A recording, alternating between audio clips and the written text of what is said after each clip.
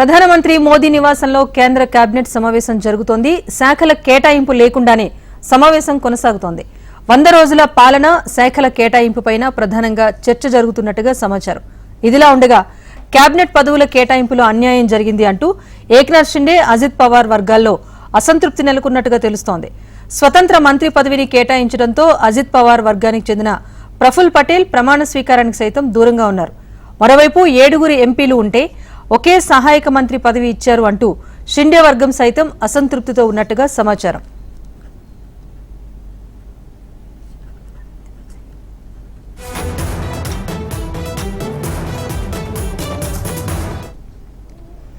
ప్రధానమంత్రి మోదీ నివాసంలో కేంద్ర కేబినెట్ సమావేశం జరుగుతోంది. శాఖల కేటాయింపు లేకుండానే సమావేశం కొనసాగుతోంది.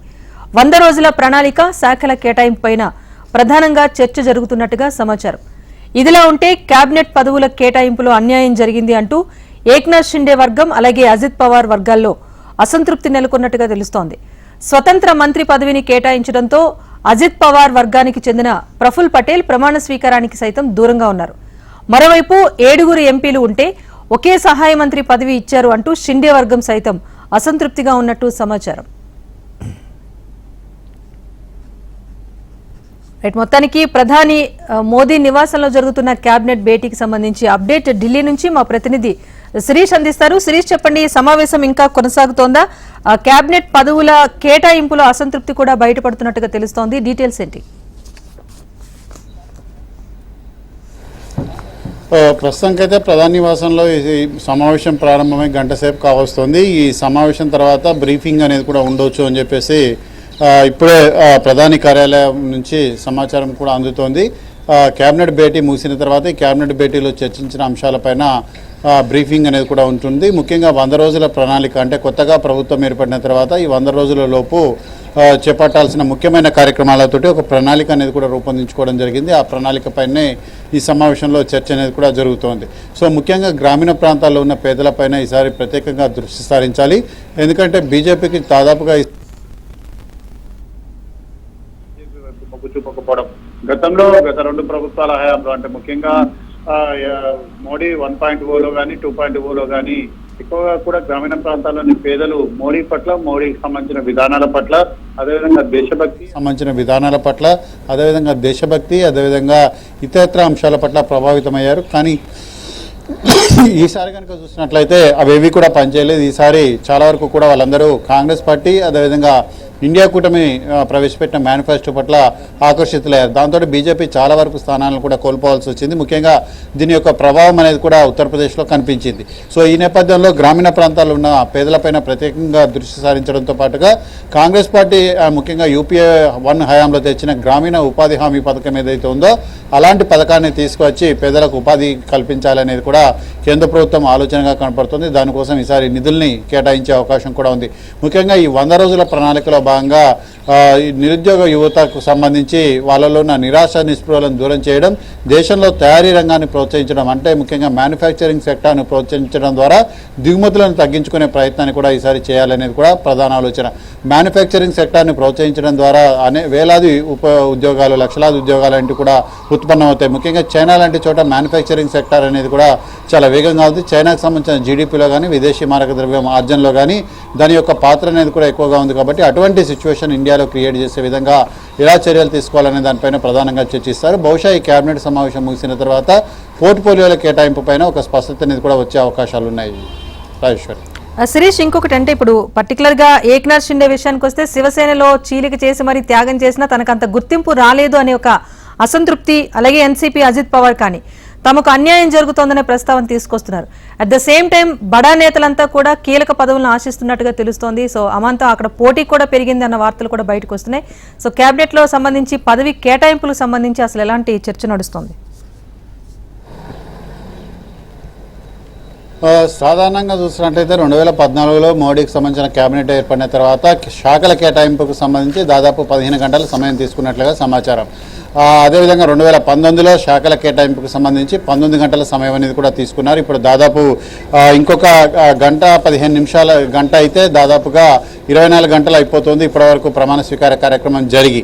కానీ ఇప్పటివరకు శాఖల కేటాయింపు అనేది కూడా జరగలేదు. దీనికి ప్రధాన కారణం శాఖల కేటాయింపులో ముఖ్యమైన శాఖల విషయంలో తీవ్ర స్థాయిలో ఒత్తిడులు, ఆబ్లిగేషన్స్ అనేటివి కూడా ఉండడం వల్లనే ఈ శాఖల కేటాయింపు అనేది కూడా ఆలస్యం అవుతున్నట్లుగా కూడా ప్రస్తుతం సమాచారం అందుతారు. కొంతమంది సీనియర్ మంత్రులు తమకు ఇవే శాఖలు కావాలని చెప్పేసి పట్టుబట్టడం వలన శాఖల కేటాయింపు అనేది కూడా ఆలస్యం అవుతుందనేది ఒక సమాచారం. దీనికి సంబంధించి ఇక స్పష్టత అనేది కూడా రావాల్సి ఉంది.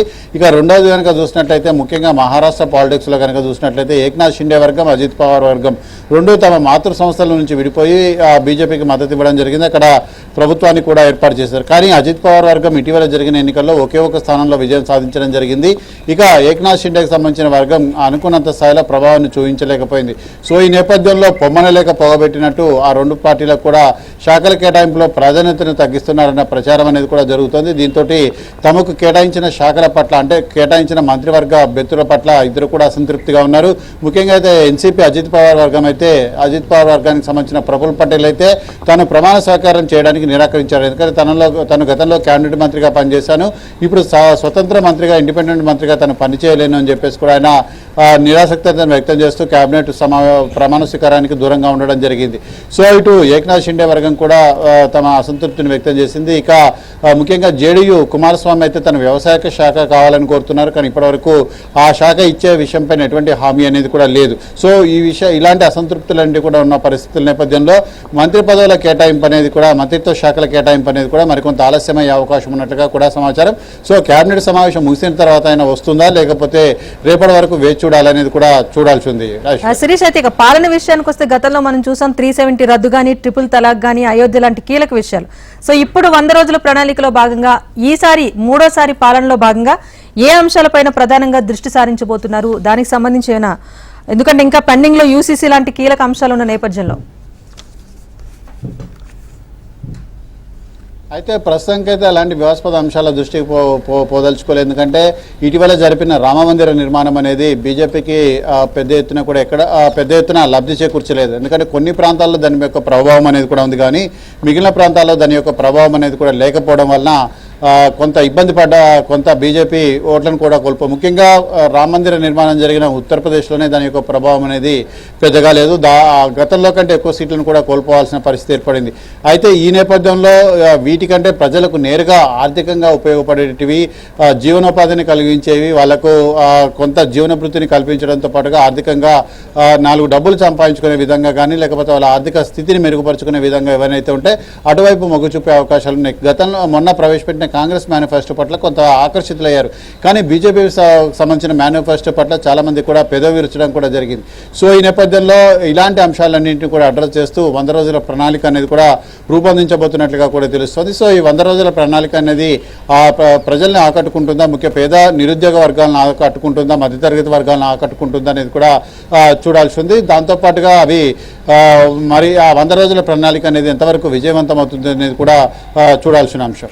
శిరీష్, ఫైనల్ అంటే ప్రజలకు మరింత చేరువుగా పాలన అందిస్తామని ప్రధాని మోదీ చెప్పుకొచ్చారు. మరి దీనికి సంబంధించి అటు పీఎంఓ సిబ్బందికి కూడా కొన్ని సూచనలు చేసినట్టుగా తెలుస్తోంది. ఆ డీటెయిల్స్ ఏంటి? అయితే దేశాన్ని అత్యున్నత శిఖరాలకు తీసుకువెళ్ళాలి, ప్రపంచంలోని అగ్రరాజ్యాలతోటి సమానంగా నిలపాలంటే చాలా వరకు కూడా కష్టపడి పనిచేయాలి.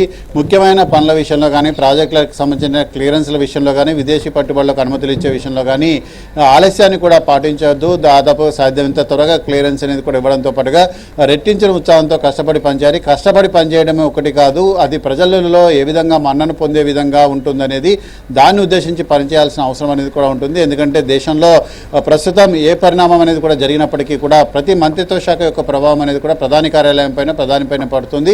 అయితే ఇప్పుడు ముఖ్యంగా ఎన్డీఏ ప్రభుత్వం అధికారంలోకి వచ్చిన 3 సంవత్సరాలు కూడా ప్రధాని కార్యాలయం సెంట్రిక్గానే పరిపాలన అంతా కూడా జరిగింది. మంత్రులకు పూర్తి స్వేచ్ఛ అనేది కూడా లేదన్న అభిప్రాయం అనేది కూడా వ్యక్తమవుతుంది. సో అలాంటి అభిప్రాయాన్ని పోగొట్టే విధంగా ఈసారి పరిపాలన అనేది కూడా ఉండాలని చెప్తున్నారు. మరి అలాంటప్పుడు మంత్రులకు ఎంతవరకు స్వేచ్ఛ అనేది కూడా ఇస్తారనేది కూడా చూడాలి, పరిపాలనా విధానంలో కానీ, విధానపరమైన నిర్ణయాల్లో కానీ.